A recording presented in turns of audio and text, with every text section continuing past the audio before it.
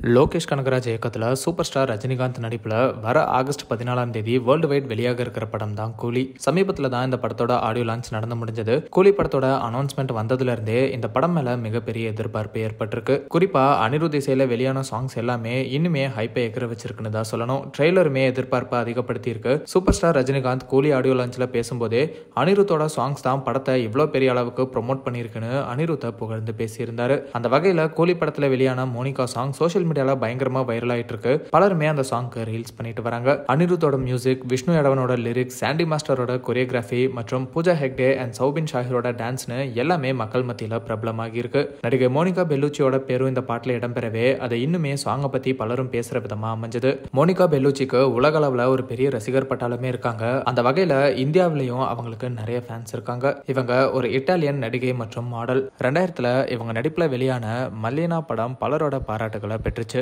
இப்போ இவங்களுக்கு 60 வயசு ஆகுது. இவங்களோட ஃபேன்ஸ் பலருமே இப்போ அவங்க இன்ஸ்டாகிராம் அக்கௌண்ட்ல கூலி படத்தோட மோனிகா சாங்கை கேளுங்கன்னு கமெண்ட் பண்ணிட்டு வராங்க.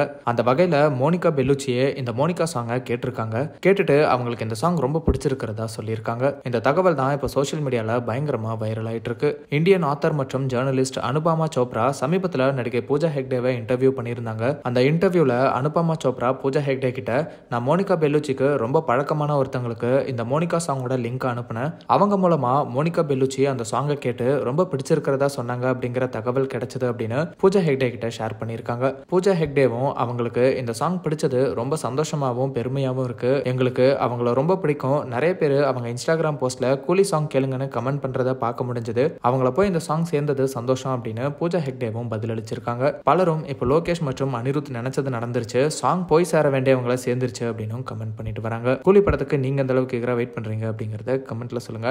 அந்த மாதிரி சினிமா, சீரியல்ஸ் அண்ட் ட்ரெண்டிங்கான அப்டேட்ஸை பற்றி தெரிஞ்சுக்க நம்ம ட்ரெண்ட் டாக் சேனலை சப்ஸ்கிரைப் பண்ணுங்கள்.